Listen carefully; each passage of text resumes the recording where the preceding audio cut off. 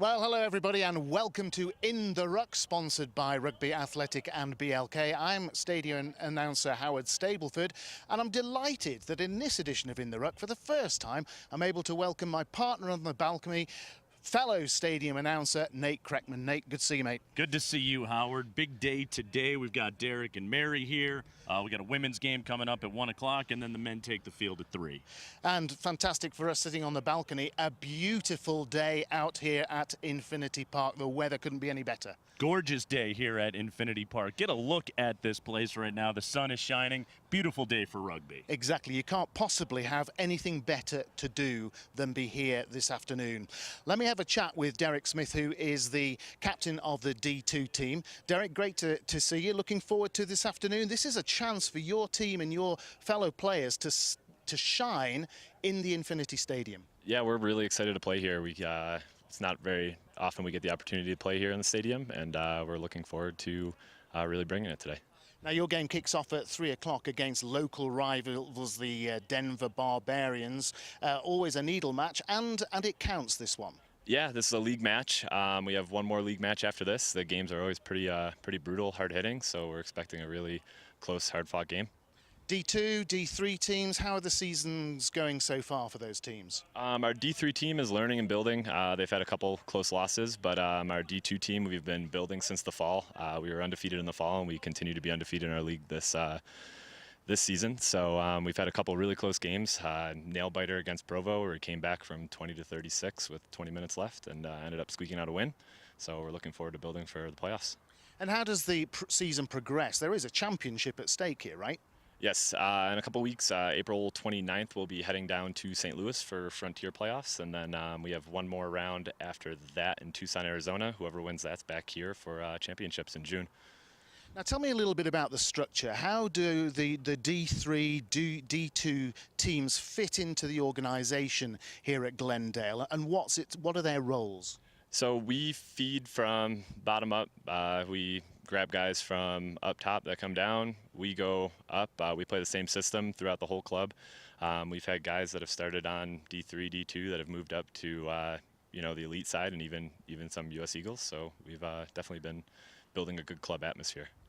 Great. And what are some of the names? Can you name some of the players who've actually made it through the whole system to the top? And as you say, even playing for the Eagles. Yeah, good examples. Seth Halliman, he was playing with us a few years ago. I think he was 18 when he started playing. He'll be playing this afternoon, but I believe he's had a couple caps at USA Sevens. So he's one of the few that have grown and continued to prosper throughout our... Okay, looking forward to the game this afternoon. What are your expectations? What will you be looking for? What will you be hoping to achieve? Our goal is to continue to build our pattern and keep really emphasis on defense. We've started off some games pretty slow, so we're expecting to come out pretty hard and obviously pull off a win. Fantastic. Good luck this afternoon. Derek, good to talk to you. Nate, you've got the captain of the women's D1 team. That's right. The women will take on the Utah Vipers coming up at 1 o'clock. We're joined by Mary Pizzullo of the women's Division I team here in Glendale. Mary, first things first, today's match against Utah, you told me they're tough, they're strong, they're hard-hitting, and they're fast. Is there anything they don't do well? They definitely have a lot of size, and we are a smaller team. But we've been practicing really, really hard. We're ready. We are so excited to be playing in the stadium. So I think we're going to come out and hit them just as hard. All right, let's talk about the women's Raptors team to this point this season. How has the year gone? How have you guys progressed through the season? Well, we've only had a few practice sessions, and we've got a really great mix of a lot of young, brand new players and some experience. So we've been kind of just working together, trying to find a flow. The girls have all had a really great attitude. The coaches have been great, really patient, and everyone's been really coachable. It's been fun. Yeah, and Mary, you're one of the leaders. You're one of the veterans on this squad, welcoming in new players this season as you are. What is the key to making the team one big cohesive unit? I think it's all about just finding the right chemistry together. We've got brand new girls and people that have been playing for 10 or more years. So just getting time together on the field, at practice, hanging out outside of practice, just getting to know each other. All right, well, Mary, you wear number 3.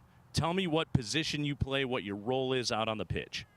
I am the tight head prop. Okay. So I'm in the front row of the scrum, and I am squeezed in nice and tight between the other team's loose head and their hooker. I help drive the scrum, and I make a lot of the calls for the lineouts and the scrums and the set pieces. So it's a critical role on this team. You're one of the big girls up front. Your job to drive back the opponent. Now, Mary, how did you get into the sport of rugby?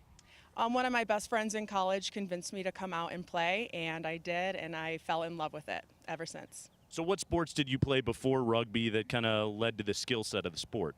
I played basketball and softball growing up, and just loving all sports, I guess. Just being an athlete, loving to hit, really discovering rugby was a brand new sport, because it is a lot like other sports, and then it just has this extra element to it that is so exciting. All right, well, Mary, you took up the sport of rugby. You learned it, and now you're passing that expertise on. You're one of the coaches of the kids here at the Raptors Academy in Glendale. Tell us about what you do with that group.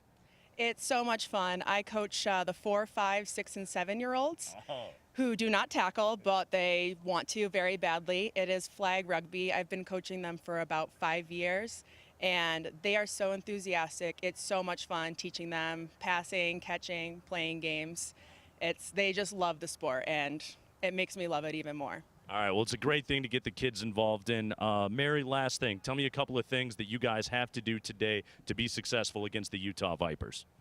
We have to finish our tackles. Like I said, they have a lot of size, so we're going to be coming up hard, and we're going to be hitting them, and we're just going to be taking them to the deck, shutting them down so they can't get anything going. All right, well, Mary, best of luck today. 1 o'clock against the Utah Vipers. Go get them, all right? Thank you. All right, that's Mary Pizzullo. Howard, women's match starting up at 1 o'clock today, and then the men will take the pitch at 3 o'clock. Beautiful Infinity Park, perfect day for rugby. It really is, and what we have, of course, is a top-class women's game at 1 and a local rivalry game with the D2s playing the Denver Barbarians at 3. That's it for this edition of In the Ruck. Thanks to our guests. Great to see Nate has a pair of legs. He can actually stand up. Don't forget, it all starts off here at 1 p.m. In the Ruck, of course, sponsored by Rugby Athletic and BLK. Tickets are $6. If you're a child, 12 and under, it's absolutely free. And don't forget to follow the Glendale Raptors on GlendaleRaptors.com. We'll see you here very soon.